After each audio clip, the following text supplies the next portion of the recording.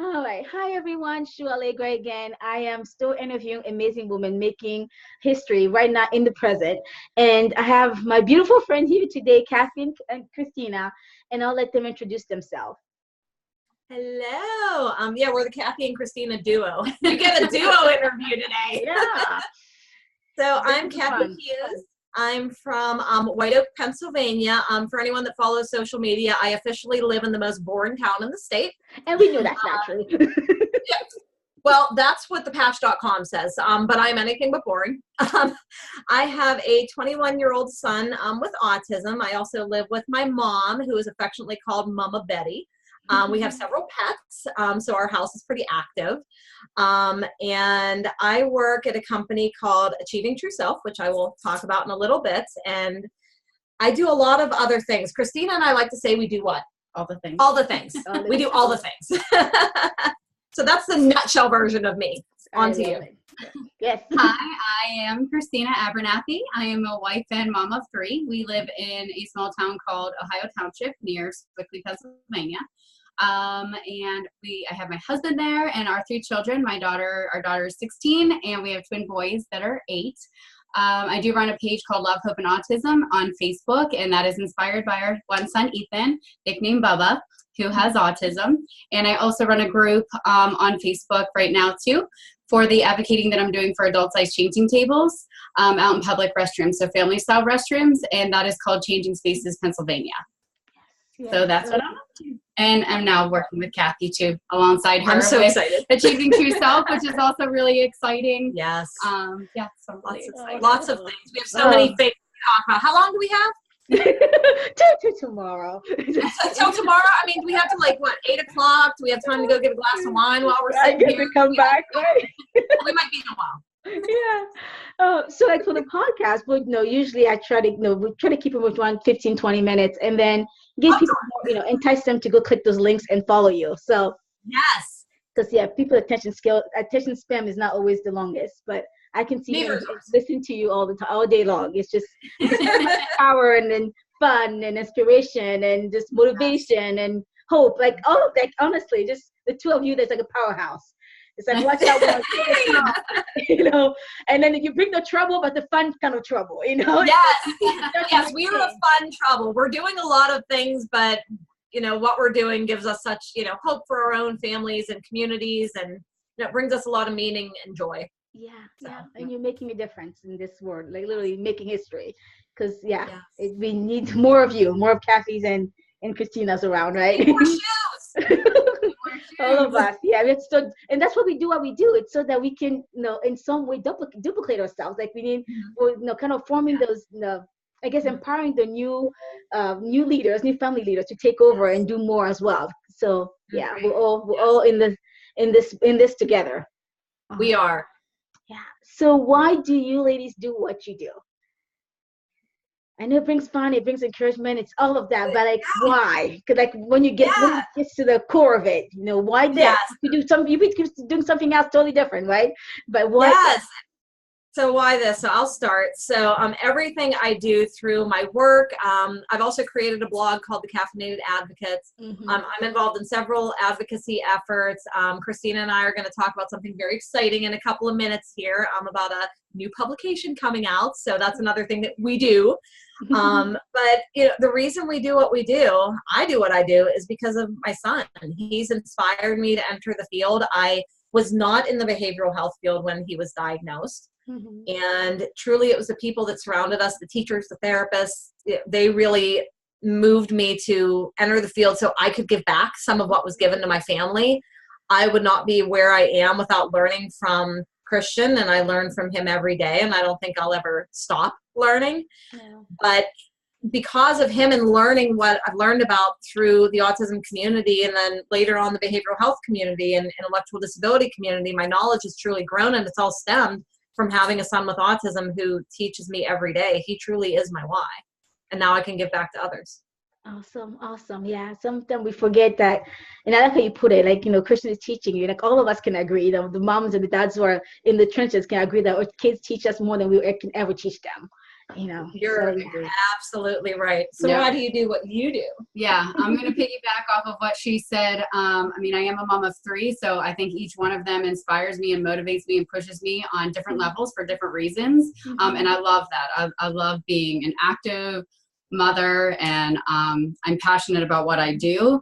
I would definitely say Ethan drives my force as far as the autism community and things like that, and the struggles that we've gone through, and certain medical issues, which then brings us to the adult size changing tables. But he's just opened, I think, our eyes as a family, and how we look at life and how we treat others and just move forward. And like Cathy said, just helping others out in the community, other families that are also impacted by autism and other things, to make other people know that you're not alone in this journey, and just helping other people, because I remember that feeling of feeling isolated and not really who to turn to and things like that. And I don't ever want other people to feel like that there's always people out there that are willing to talk and help and support and share resources and things like that, which is why my Love, Hope, and Autism page, that's why I do that, is so that I don't want other families, another parent or another caregiver, to feel alone in the journey. And I think it's really important to give back. And now that I'm going to be working along with Cathy here at ATS, like,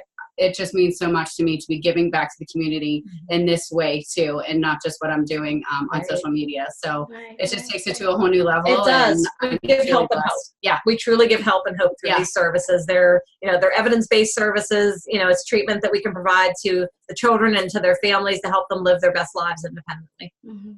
I love it.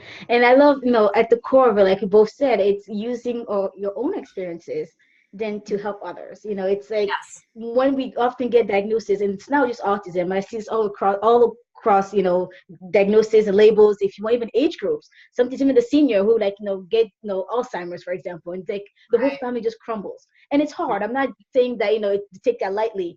But then what I like with what you're doing and what, other ladies are doing is taking that experience and then keeping it uplifting, and then helping others to also still live life. It's just a diagnosis. It's hard. Yes, it has its challenges, but life does not end there. That's not the end of it. It doesn't. No, like, enjoy life to the fullest with what we got, and that's what we're made of, right? You only get one. You only get one. So. We can isolate ourselves, and we can be depressed, and we can be upset, and we can shy away from everyone, or we can try to connect with others and give each other hope and give each other help and provide them with support and information and bring together that camaraderie. And we can get through it together. You don't have to do it by yourself. Right. And that's a good segue to the book. The book that you wrote with 10 other women. It's exactly that. It's telling people you are not. I know. We're like, oh, gee, I can talk to you all day. Like, do we have to do anything else after this? I know, right? And you're just like, I want to sit here. Can we talk more? I'm like, oh no, I have to get up this. We'll provide you with all the links to all the things so people can know all the different stuff we're doing and learn about, the services and the advocacy and all of those things. But we can't wait to tell you about the book. Yeah. So let's go. Let's dig in. So the book. Why the book? What the book? For who? Why the book? What the book? All right, I'll start. Just spill the beans. Yes. So it's so exciting. The way this whole thing came together was truly a conversation from a few months ago from another guest of yours who I understand will be on this month. Her name's April Green. She's a mom of 3 with autism from Maryland. And I was introduced to her after one of our behavior analysts met her at an IEP meeting. And she said, hey, this nice lady April has a podcast promote autism and mental health awareness. So why don't we talk about ATS's services and how people can get help through the company? And then you can share your personal experience as a parent. Long story short, April and I had a conversation a few months ago on the phone for 2 hours. We laughed, we cried, we shared stories. And towards the end, we went from talking about a podcast spot to, hey, I'm trying to create this book to provide stories of hope to other mothers who are struggling, but I don't know enough people. I need to bring people together who aren't afraid to take on this project, who aren't afraid to share their story and be vulnerable and be transparent with other people. And when I mean other people, I mean the world. Yeah. Do you know anybody? And I said, one moment, please. Quick group text. So, I'm going on Facebook, I'm posting about it, and sure enough, Christina and a total of 12 of us all came together, and we said, you know what, we're all in. We're going to pull together our stories. None of us have seen our stories until this past weekend. We all kept it from each other, so we knew that everyone's story would look different. But that's what we want people to see about the spectrum, is that there's some similarities, but there's also a lot of differences. And truly, if you've met one family impacted by autism, you've met one family impacted by autism. But what you'll see as a common theme throughout the book is a lot of hope, a lot of inspiration. And, as Christina has said, as I've said, we don't want parents to feel alone in this journey. We both struggled tremendously when our children were diagnosed. I went through a horrific incident personally when my own son was diagnosed, and I share part of that in the book, and I'll be sharing it later. I'm writing my own story as well, which will be published at a later date, where I go into much more detail. But we wanted to share just some excerpts, a short but sweet book, but very powerful, all about different stories, different journeys to make people feel less alone. And to tell them, what's our title? It's going to be all right. With an AU. With an AU. Everything's with an AU. It's testimonies from awesome women, that's with an AU, raising awesome people. And if I say so myself, Christian, Bubba, they're pretty awesome. Yeah. And now we got to meet them through social media, and they're awesome people. Yes. I mean, how can they not be awesome people when they have awesome moms? Like, come on. Thank you. So yeah. And I just, in the book, like I was sharing, in the Over podcast, is like there's so many books about autism out there, but it's always like the nitty-gritty clinical stuff that are honestly, like, there's enough of that, and that does not give anyone hope. It doesn't. People. I'm so glad you mentioned that. Like, I remember the first book I picked up was a very clinical termed book, and I remember just being scared to death and reading all of these terms and all of these things, and I just felt hopeless. Mm-hmm. I didn't need that. I needed a parent story, and over time I discovered more parent stories. And to be honest, before this whole project came about and kind of fell in our laps, I was afraid to share my story because I thought there's other stories out there. Why mine? Why Christina's? Why April's? Why Holly's? But our whole campaign idea is, you've heard hundreds, maybe thousands of stories about autism, about how it's impacted our world, about its influence, but you haven't heard our story. That is the difference. And you've got all of these stories in one book, and it's absolutely, it's incredible. We're trying not to cry, and we're like shaking and goosebumpy. And I know, I have all kind of goosebumps here too. And I'm like, oh, powerful. Yeah. And the beauty of it too is that although, like, there's a lot of stories about autism, like even they're written by families. And to be honest, working in the field and being a parent, I've seen often people focus on how autism destroy their lives, destroy their family. Yeah, right. Not many people focus on the positive side of it. Right. And that's what I like about the book. It's like, you ladies are saying, yes, it's hard, but it's going to be all right. It's going to be all right. It is all right. And there's so much hope. Autism does not need to be a death sentence. It absolutely is not. Now, there are families that do struggle tremendously, and there are adults that struggle tremendously and need a much higher level of support than others. But then there's a whole other group of individuals on the spectrum that are truly living an incredible life, and they're working and they're holding relationships, or driving and doing things like everybody else does. Yeah. They're people too. Yeah. It's just a label. Yeah. That's all it is. It's a label. Right. And even those who need support, I guess we can do a segue there too with what you ladies are doing, at work, and that is support that's available to many, and some people don't know about it. So do you mind sharing just briefly, even what is Achieving True Self, and what do you do in your role, as a family liaison, family something? I forgot. Yeah. So I'm the director of family support and community engagement, and Christina is one of two family support and community engagement specialists. Okay. Achieving True Self is a home and community-based applied behavior analysis provider. So we provide board-certified behavior analysts to assess and observe a child or an adolescent in their natural settings. They formulate a treatment plan, and then we assign a registered behavior technician, or RBT, to work one-on-one with the individual, working on the goals that are important to them. So there's a lot of myths out there about ABA and, what good ABA looks like and what not so good ABA looks like. But the idea is we are shaping behaviors that are socially significant. Everything we do is behavior.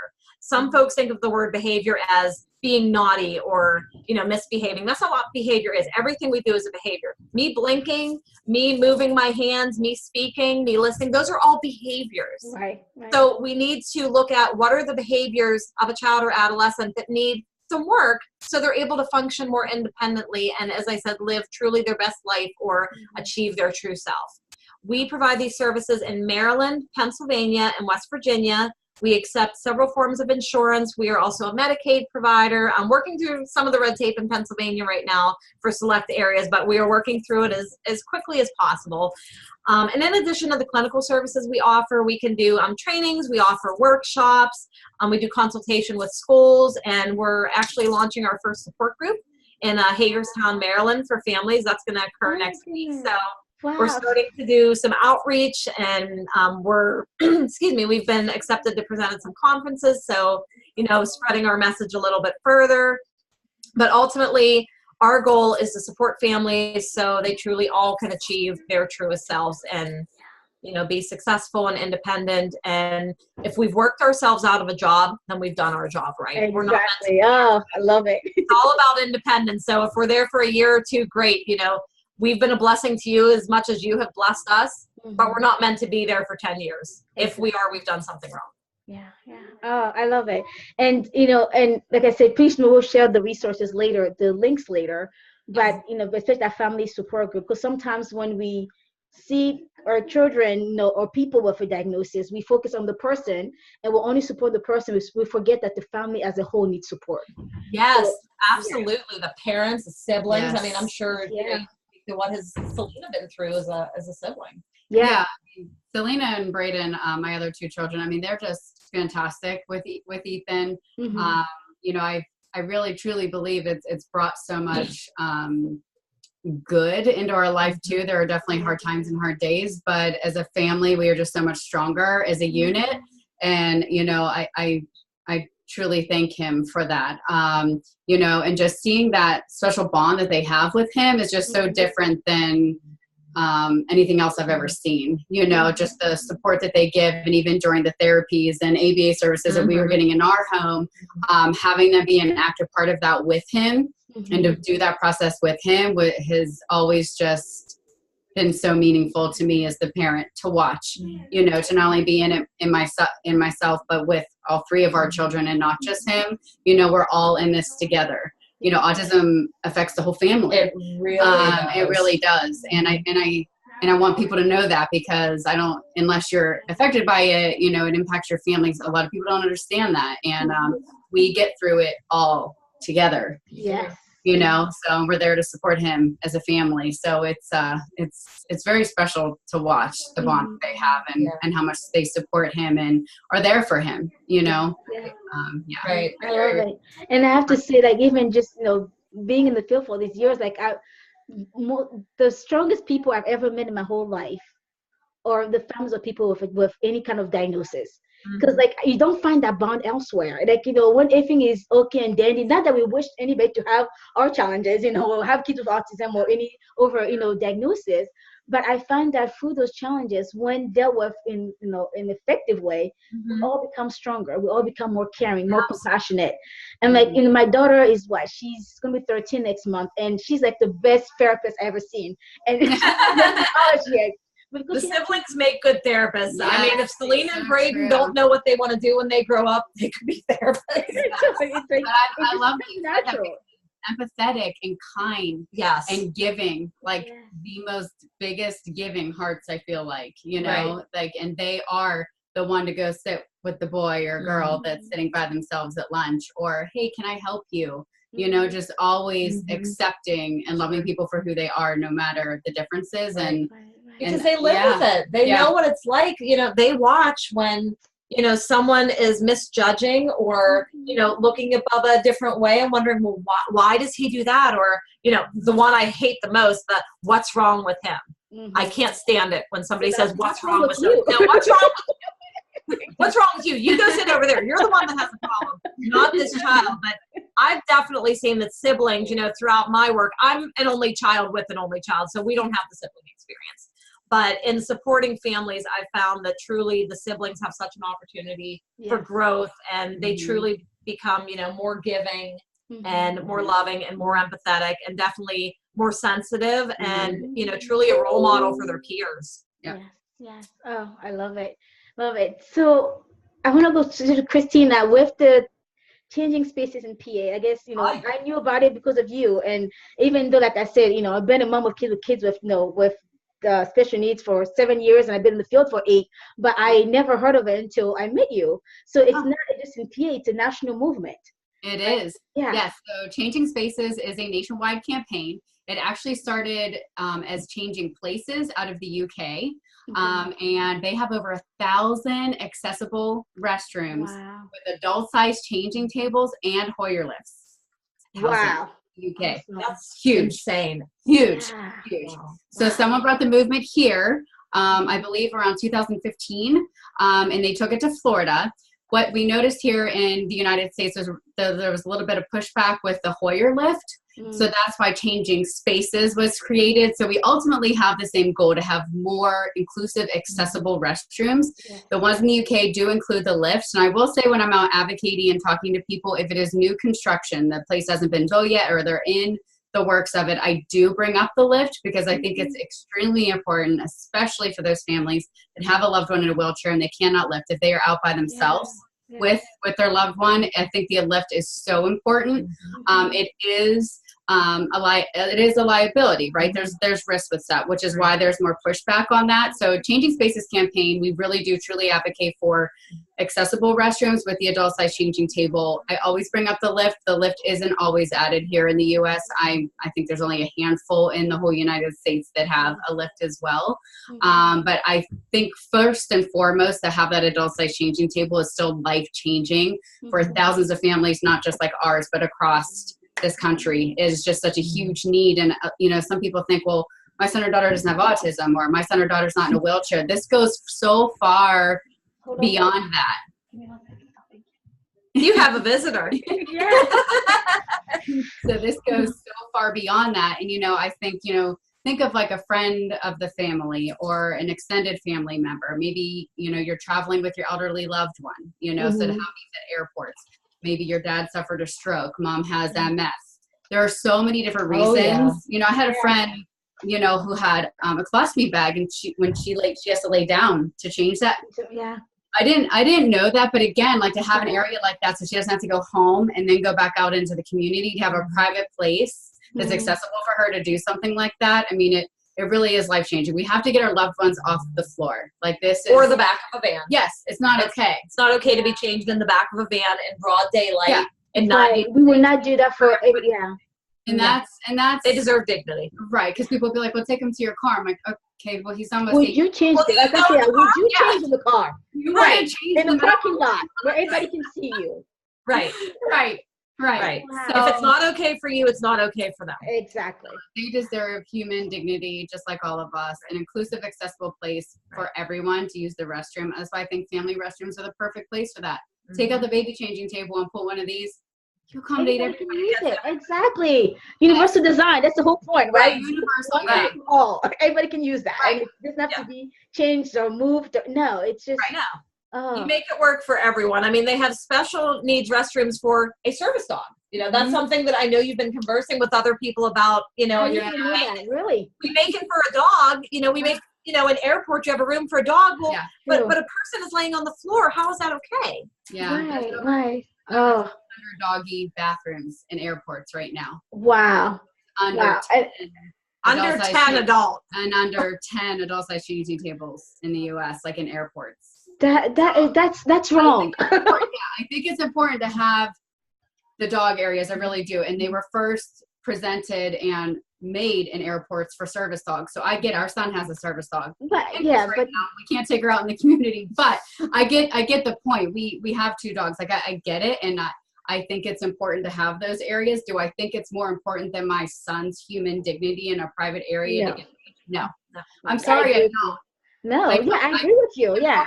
And have this small area, but we're spending $10, $20, $75,000 on doggy bathrooms. Wow. What about people? What about What about people? When, people? I mean, we see what bathroom floors look like when you walk in. Think about, would you put your baby there? Would you lay there? No, then why would you expect somebody else to? There's a law that was passed in 2016 that if you have over 10,000 passengers going through your airport, you have to have one of these doggy bathrooms. Well, there's a law for doggy dignity. Like, where's the law for human dignity? Right. Like, I don't understand. It doesn't make sense. It's And kind of you backwards. think about it, the person using the service dog might also need to be Well, changed. probably need, Probably they might needs need it. They might need Probably something That like needs that. makes sense, you know? Right. Oh, Their dog yeah. has a dignified place to use the restroom, but they not don't. you. And that's even like, I mean, that's even counter nature. Think about it. Dogs poop in the grass everywhere they go. Right. Right. They're used to people seeing them. Right. Like that. They really don't care if you're watching them. No, but Right? I think the purpose of them was so that the person, if it was a person with a disability that had the service dog, trying to maneuver through the airport, get the dog outside to go to the bathroom, come back in. Like I said, I'm not bashing them. I think, Yes, I that think that works to an extent. Yeah. right. But I don't think that they need to be this elaborate thing costing $75,000. Yeah. I think it needs to be an area for them so that it is easier access Shift for the them. I focus. really do. Yeah. But There needs to be these adult-size changing tables in airports. Right. Which is why I'm working And everywhere. everywhere. Yeah, they need to be everywhere. Yeah, and thinking about it too, like I can't tell you how many family stories that I heard and read of or saw where families be isolated and stuck at home because of things like this. Yep. They don't want to take their kids out and lay them on the ground. They don't want to take, not just kid, they don't want to take the loved one. It could be their dad, it could be their spouse, it could be their sibling, adult sibling. And they're like, well, we can't go out anymore. And people become like, pretty much, it's like this, involuntary restraint at home because they cannot access community. Right. It's terrible. you don't leave your house. Yep. That And that is- has to change. And that's the whole point of this. It's not just for our family, but for anyone impacted by something that you would need something like that to not only get out in the community, but know that you can stay out in the community a little And bit not go longer home. and not go home, not stay soiled and take him home like that, or splitting as a family. There's so much, sometimes autism takes over the day and we're left splitting. Okay. But if sometimes he's it's having the a great bathroom. day, it's the bathroom issue. bathroom. And it's like, no. And then you can't be together as a family and you're splitting up the kids and, husband's here and you're here and It's sad. It shouldn't be like that. right. Yeah. Oh, Just trying to make change and it's coming. It's is happening. time. It's happening and it's coming. It's for time. sure. It's time. It's time. awesome. Oh, I can talk to you both all day.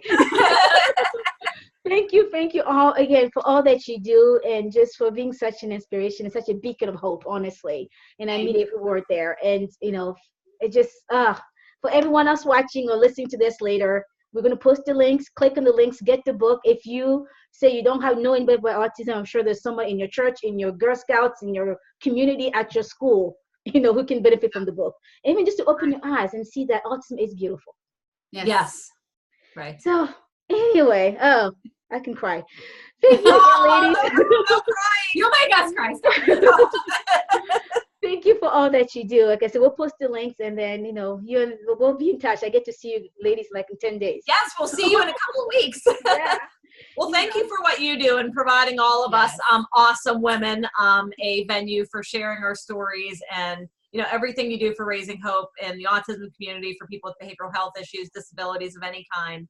What you're doing is spreading a message of hope and awareness, and we appreciate you. Thank you so much. We really appreciate it. You're fantastic and inspiring, and you motivate us every day. And you're well. fun. So thank and you. you're fun.